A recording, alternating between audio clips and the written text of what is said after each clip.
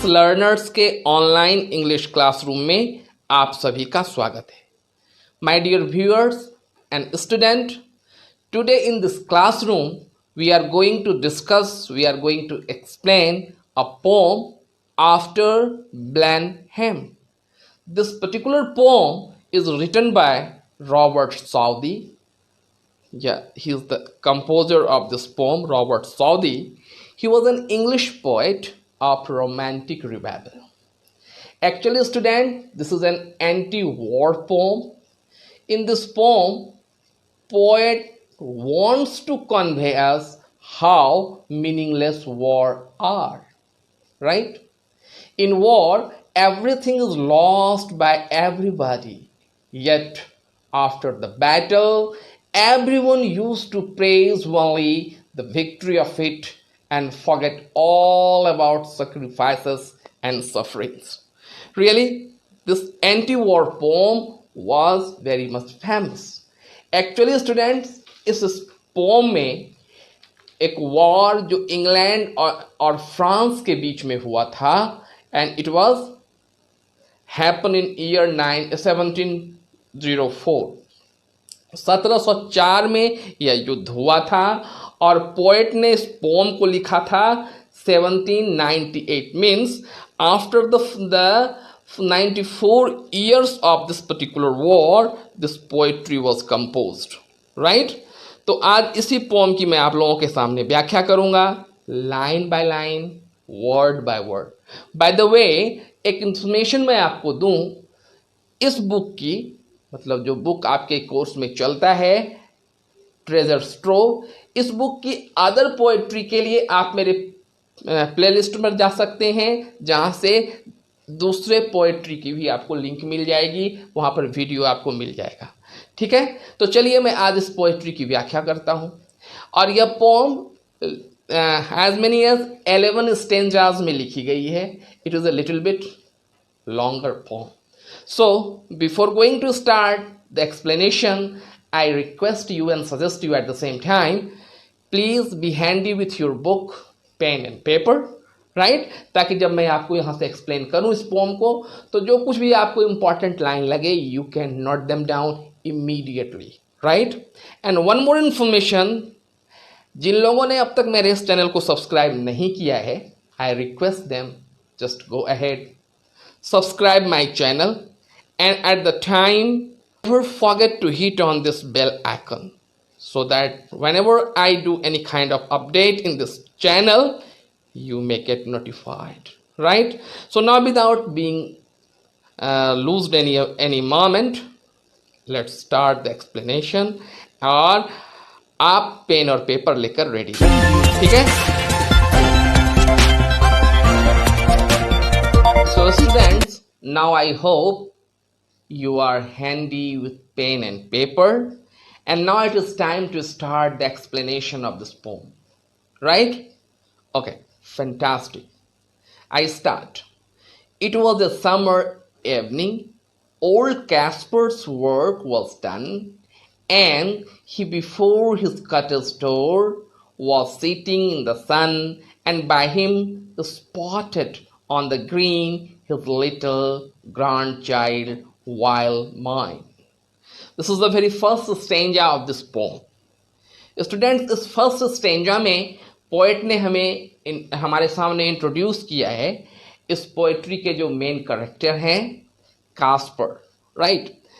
Kasper अपने काम समाप्त करके घर आया है, शाम की समय है, अपने घर के दरवाजे के पास सूरज की रोशनी में वह बैठा है और क्या देख रहा है कि घास पर उसके जो छोटे ग्रैंड चाइल्ड हैं, वाइल्ड माइन खेल रही है, right? Okay, let's proceed into the next stanza. She saw her brother Peterkin roll something large and round, which he besides the rivulet in playing there had found. He came to ask what he had found that was so large, smooth and round. It is a very rhythmic and creating musical effect, all these lines of this poem. तो क्या देखा उसने? शीशा, उसने देखा कि उसका जो भाई है जिसका नाम पीटरकिन है, उसके हाथ में कोई चमकता हुआ सा गोल आकार का कोई चीज है, विच ही बिसाइड्स द रेवलेट। रेवलेट मतलब होता है एक छोटी सी नदी, छोटी सी नदी के किनारे उसे वह मिला था जब वह खेल रहा था। वह कैसा था? Large, smooth and round, right? Fantastic. So we are proceeding into the third stanza. Old Casper took it from the boy who stood expectant by, and then the old man shook his head and with a natural sigh, "'Tis some poor fellow's skull," said he, "who fell in great victory."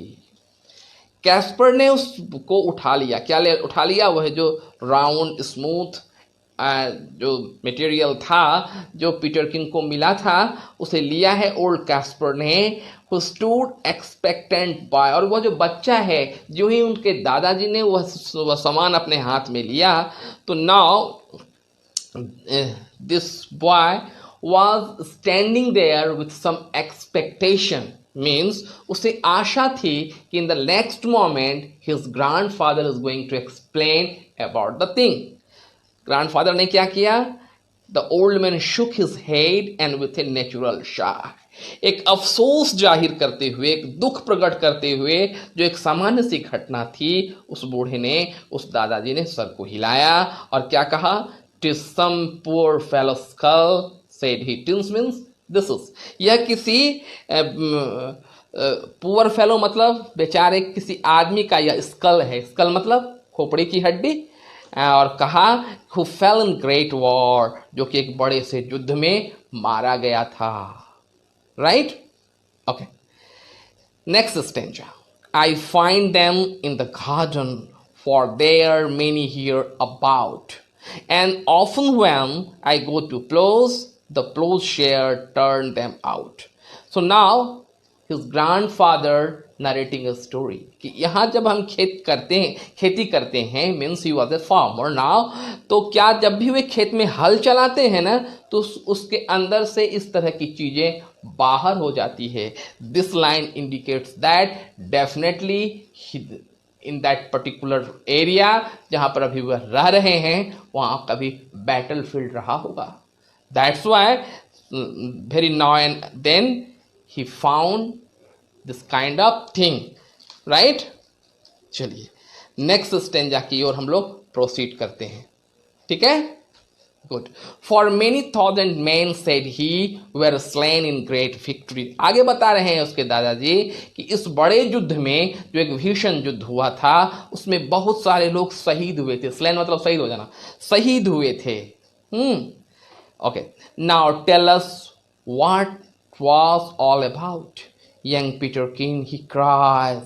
A little Walmine looked up with wonder waiting eyes. Now tell us all about the war and what they fought each other for. अब war बच्चे ने तो देखा नहीं है, तो एक सहज ही बच्चे की यह कौतूहल है, एक ईगरनेस उसके अंदर है, वह पूछ रहा है tell us what was all about, कि वॉर क्या है, वॉर क्या होता है, इसके बारे में मेरे को बताइए, right?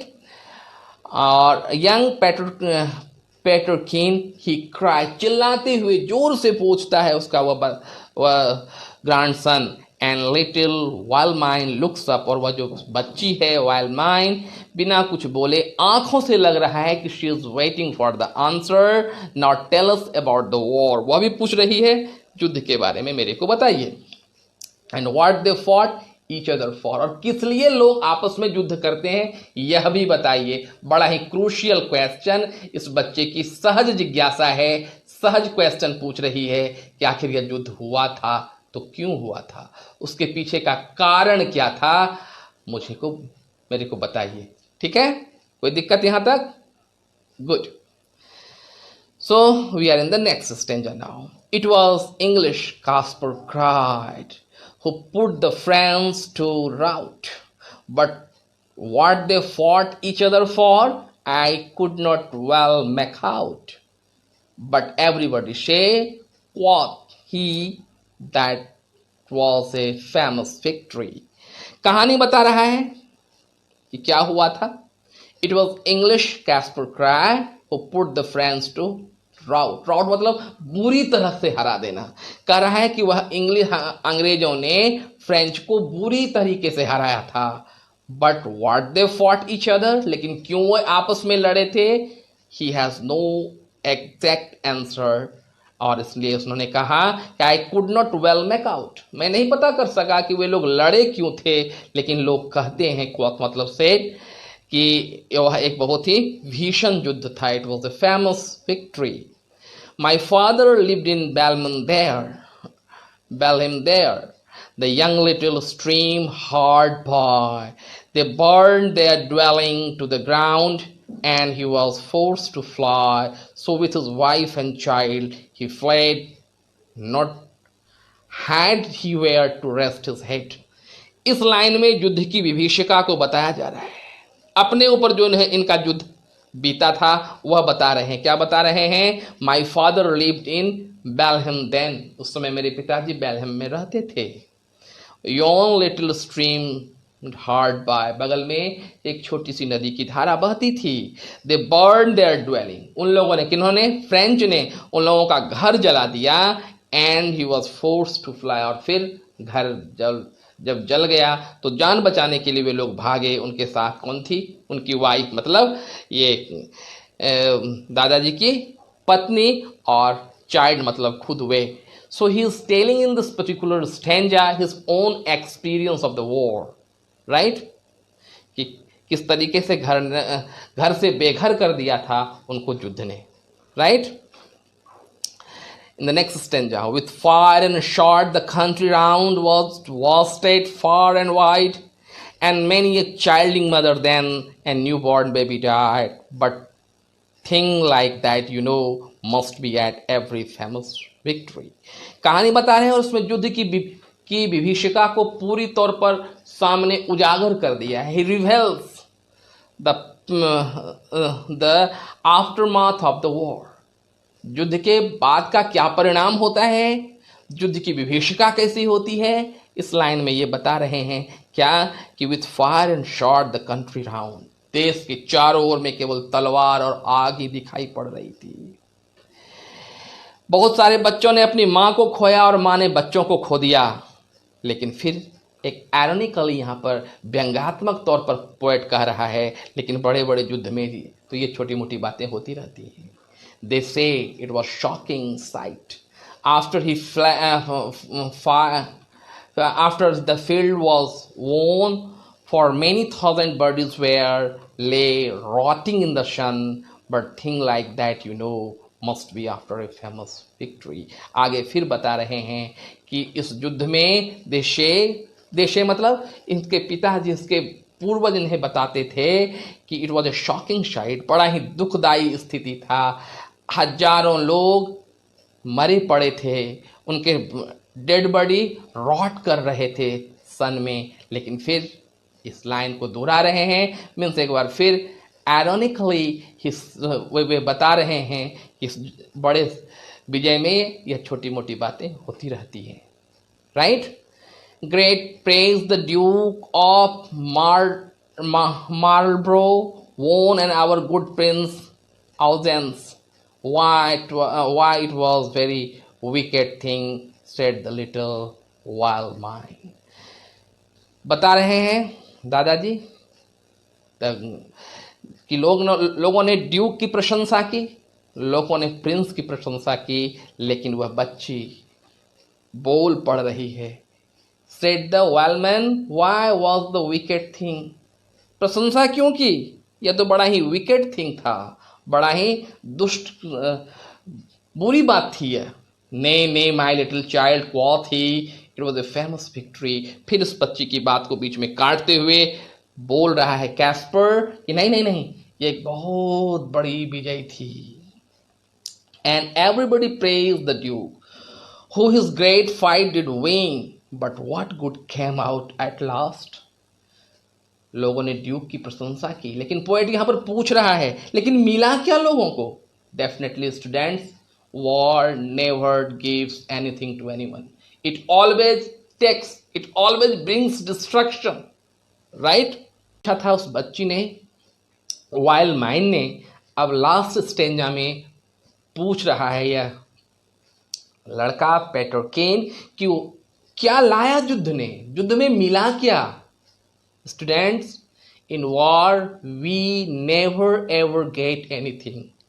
Actually war takes all things, that means good things, I mean we have, जो भी हमारी अच्छाइयाँ हैं उसे लेकर समाप्त कर देता है युद्ध.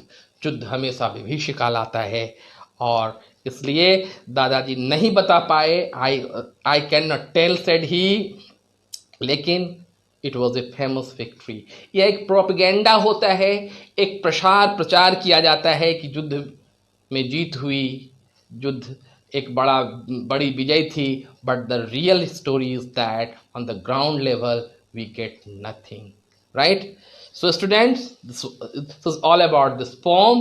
Now it is time to discuss some figure of speech, some poetic devices that has been used in this poem.